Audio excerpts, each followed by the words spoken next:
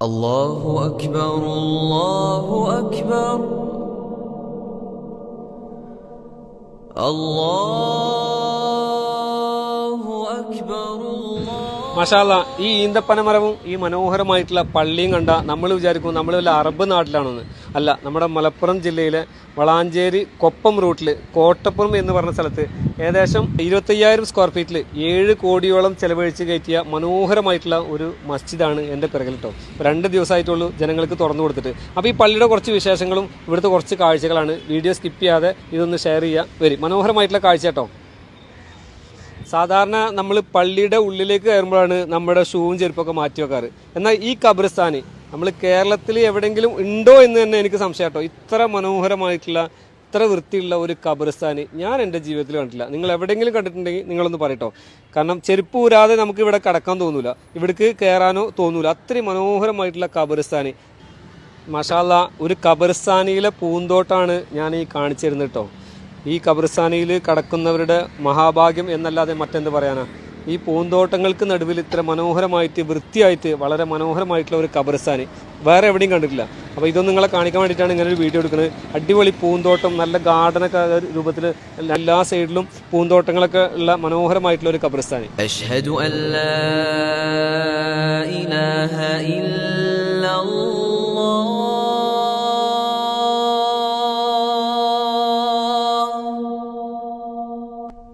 أشهد أن لا. അപ്പോൾ നമ്മുടെ ഈ മനോഹരമായിട്ടുള്ള കോട്ടപ്പുറം മസ്ജിദിൻ്റെ ഭാരവാഹി കമ്മിറ്റി അംഗങ്ങളാണ്. അപ്പോൾ ചെറിയ കുറച്ച് കാര്യങ്ങൾ എനിക്ക് പറഞ്ഞു തരാമെന്ന് അവർ പറഞ്ഞിട്ടുണ്ട്. അപ്പോൾ ഇവിടുത്തെ മറ്റ് മസ്ജിദുകൾക്കും മറ്റ് നാടുകൾക്കും മാതൃകയാക്കാൻ പറ്റിയത്, നിങ്ങളുടെ പേരെന്താണ്? അബീബ് റഹ്മാൻ. ഈ പള്ളിയുടെ ജനറൽ സെക്രട്ടറിയാണ്. അപ്പോൾ മറ്റുള്ള നാടുകൾക്ക് അനുകരിക്കാൻ പറ്റുന്ന പള്ളി കയറ്റുന്നവർക്കൊക്കെ ശ്രദ്ധിക്കേണ്ട കുറച്ച് കാര്യങ്ങൾ നിങ്ങൾ മറ്റുള്ളവർക്ക് പറഞ്ഞു കൊടുക്കാൻ നിങ്ങൾക്ക് എന്താണ് ഒരു അഡ്വൈസ് ഉള്ളത്? നമ്മൾ പരമാവധി ആളുകൾക്ക് ഉപകാരപ്പെടുന്ന രൂപത്തിൽ പള്ളികളൊക്കെ എപ്പോഴും എല്ലാവരെയും നമ്മളൊക്കെ വാഹനം ഉപയോഗിക്കുന്നവരാകും. ഇപ്പോൾ ഈ പള്ളിയുടെ ഏറ്റവും വലിയ പ്രത്യേകത എന്ന് പറഞ്ഞാൽ നമ്മുടെ ഈ ഹൈവേയിൽ നമ്മളൊക്കെ റോഡ് യാത്ര ചെയ്യുന്നവരാണ്. അപ്പോൾ വാഹനങ്ങൾ ഇപ്പോൾ ഉള്ളിൽ തന്നെ വണ്ടി പാർക്കിംഗ് ഉണ്ട്, മുകളിലുണ്ട്. ഏകദേശം ഒരു 100ഓളം വാഹനങ്ങൾക്ക് നമ്മളിവിടെ പാർക്കിംഗ് സൗകര്യം ഒരുക്കിയിട്ടുണ്ട്. അതുപോലെ തന്നെ സ്ത്രീകൾക്കുള്ള ഒരു നിസ്കാര ഹാള്, അവർക്കുള്ള ഒരു ഫീഡിംഗ് റൂം, ഭക്ഷണങ്ങളൊക്കെ പണി നടന്നുകൊണ്ടിരിക്കുന്നുണ്ട്. അപ്പൊ അതൊക്കെ വരുമ്പോ അതുകൂടെ അന്യമതസ്ഥർക്ക് ഉപകാരപ്പെടുന്ന രൂപത്തിൽ ഇപ്പൊ ഒരു പെട്ടെന്നൊരു ടീം വന്നു, ഒരു വണ്ടി പഞ്ചറായിട്ട് നിൽക്കുകയാണ്, അവർക്ക് ഭക്ഷണം കഴിക്കാൻ അല്ലെങ്കിൽ ഒന്ന് ബാത്റൂം ഒക്കെ ഉപയോഗിക്കാന്ന് പറയുകയാണെങ്കിൽ നമുക്ക് കമ്മിറ്റിയുടെ അനുവാദത്തോടു കൂടി ആൾക്ക് ഉപയോഗിക്കാം. ഒന്നും പ്രയാസമില്ല. എല്ലാവർക്കും പരമാവധി ഉപകാരപ്പെടുന്ന കേന്ദ്രങ്ങളാവണം പള്ളികൾ എന്നുള്ളതാണ് ഞങ്ങളൊരു കൺസെപ്റ്റ് ഉള്ളത്. അതുപോലെ നമ്മൾ നിരവധി പള്ളികളിൽ കണ്ടിട്ടുണ്ട്, പള്ളികളിൽ ബാത്റൂമുകൾ അടച്ചിടല്. അതിൽ നിന്ന് വ്യത്യസ്തമായിട്ടുള്ളൊരു പള്ളിയാണ് നമ്മുടെ ഈ കോട്ടപ്പുറം ജുമാ മസ്ജിദ് കേട്ടോ. അപ്പോൾ ഇവിടെ ബാത്റൂമുകൾ ആളുകൾക്ക് വേണ്ടി തുറന്നു കൊടുക്കണം അല്ലേ? ഇപ്പൊ നമ്മൾ അതിന് യാതൊരു നിയന്ത്രണം വരുത്തുക, അതായത് മനുഷ്യന്റെ പ്രാഥമിക കാര്യങ്ങളിൽ പെട്ടതാണ് ബാത്റൂമിലൊക്കെ. പെട്ടെന്ന് മനുഷ്യന് ഏത് സാഹചര്യത്തിൽ പോകേണ്ടി വരും.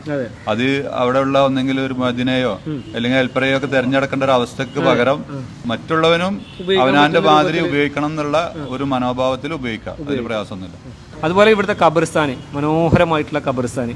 ആർക്കും കണ്ടാൽ ഒന്ന് കയറി ഒന്ന് ഖബറിങ്ങ ഇരുന്നിട്ട് നമ്മുടെ മരണത്തെ ഓർക്കാനും കഴിയുന്ന രൂപത്തിലുള്ള സിയാറത്ത് ചെയ്യാനും ദുആ ചെയ്യാനൊക്കെ പറ്റുന്ന രൂപത്തിലുള്ള മനോഹരമായിട്ടുള്ള ഖബർസ്ഥാനി. അതെന്താണ് അതിനെക്കുറിച്ച് പറയുള്ളത്? അതിന്റെ ഒരു കൺസെപ്റ്റ് എന്താ പറയുക, നമ്മൾ വിദേശ രാജ്യങ്ങളൊക്കെ പോയ കുറെ ആളുകൾ കഴിഞ്ഞ ഒരു 3-4 ജനറൽ ബോഡിക്ക് മുന്നേ മലേഷ്യയിലൊക്കെ പോയ ആളുകൾ പറഞ്ഞു, നമ്മൾ പള്ളിക്കാടുകൾ എപ്പോഴും നമ്മൾ പേടിപ്പെടുത്തുന്ന ഒരു രൂപത്തിൽ നിന്ന് പകരം അത് മനോഹരമാക്കി പുൽത്തകിട്ടൊക്കെ ആക്കി കഴിഞ്ഞാൽ എല്ലാവർക്കും സിയാറത്ത് ചെയ്യാനും ഒരു സ്നേഹം ഒന്നും കൂടെ കൂടും. നമുക്ക് അതൊരു വൃത്തി ഉള്ള സംവിധാനത്തിലേക്ക് മാറിക്കഴിഞ്ഞാൽ മറ്റേത് കാടും അതുപോലെ തന്നെ മറ്റു പാമ്പുകൾ അങ്ങനത്തെ ഒക്കെ ഉണ്ടാവാൻ സാധ്യതയുണ്ട്. ഇതൊക്കെ പുല്ലുകളൊക്കെ വെച്ച് മൂടി പിടിപ്പിച്ചാൽ പരമാവധി ആ ഖബറിൽ വരുന്നവർക്ക് ഒരു മനസ്സമാധാനവും ഒരു സമാധാനത്തിന്റെ ഒരു രൂപത്തിലേക്ക് വരുന്നുള്ളത് കമ്മിറ്റിയിൽ വന്ന ചർച്ചയുടെ അടിസ്ഥാനത്തിലാണ് ഇങ്ങനെയും മനോഹരമാക്കി മാറ്റിയിട്ടുള്ളത്. പിന്നെ ഈ ഖബർസ്ഥാനിയിൽ ഈ മഹലിലുള്ള ആളുകളെ മാത്രമല്ല കേട്ടോ, അത് എത്ര മഹലിൽ ഇങ്ങനെ ഈ ഇത് ഉണ്ടെന്ന് എനിക്കറിയില്ല. ഈ മഹലിൽ പെടാത്ത ആളുകൾ എവിടെ മരണപ്പെട്ട ആരെ വേണമെങ്കിലും ഈ ഖബർസ്ഥാനിൽ ഈ മസ്ജിദ് സ്വീകരിക്കും, ഇവിടെ മറവിയോ അല്ലെ? അതിൽ ഞങ്ങളൊരു ലക്ഷ്യം എന്താ പറഞ്ഞാൽ ഇവിടെ മെമ്പർഷിപ്പ് ഉള്ള കുടുംബങ്ങൾ മറ്റു ഭാഗങ്ങളിലേക്ക് മുന്നേ പോയിട്ടുണ്ടാവും. അപ്പോൾ അവര് വരുമ്പോ അവർക്ക് ചിലപ്പോൾ ആഗ്രഹങ്ങൾ ഉണ്ടാവും, സ്വന്തം ഉപ്പ എവിടെയാണ് ഉമ്മ എവിടെയാണ്. അപ്പൊ ആ മഹലിന്റെ അംഗീകാരം ഉണ്ടെങ്കിൽ ഞങ്ങൾ ഇവിടെ സ്വീകരിക്കും. ആ മഹലിന്റെ ഒരു അംഗീകാര പത്രം നമുക്ക് തരണം. കമ്മിറ്റി ഇന്ന വീട്ടിൽ ഇന്ന ആള് മരണപ്പെട്ടിട്ടുണ്ട്, അവരുടെ ആഗ്രഹപ്രകാരം അവിടെ മറിയാൻ താല്പര്യമുണ്ട്, നിങ്ങൾ സൗകര്യം ചെയ്തു കൊടുക്കണം എന്ന് പറഞ്ഞാൽ കമ്മിറ്റി അപ്പോ പിന്നെ അനുമതി കൊടുക്കാൻ കമ്മിറ്റി കൂടി തീരുമാനിച്ചിട്ടുണ്ട്. അല്ല, ഇവിടെ അന്യ സംസ്ഥാനത്തുള്ള ആളുകളെ മറവ് ചെയ്തിട്ടുണ്ടെന്ന് കേട്ടിട്ടുണ്ട്. അത് വളാഞ്ചേരിയിൽ വെച്ചിട്ട് ആസാമി സഹോദരങ്ങൾ വേങ്ങരന്ന് വളാഞ്ചേരി വന്ന് തിരിച്ചു പോകുമ്പോൾ ഒരു ആക്സിഡന്റില് മൃതശരീരം ഛിന്ന ഭിന്നമായ ഒരു അവസരത്തില് ആ മയ്യത്ത് ആസാമിലെത്താൻ 3 ലക്ഷം രൂപ ചെലവും വരും. അപ്പോൾ അതിന് മയ്യത്ത് പിന്നെ കേടുവരാനൊക്കെ സാധ്യത ഉണ്ട് എന്നുള്ള ഇതിന്റെ അടിസ്ഥാനത്തില് പിന്നെ പോലീസുകാര് മഹല്ല് കമ്മിറ്റിയുമായി ബന്ധപ്പെട്ടു. അപ്പൊ കമ്മിറ്റി അടിയന്തര യോഗം ചേർന്നു.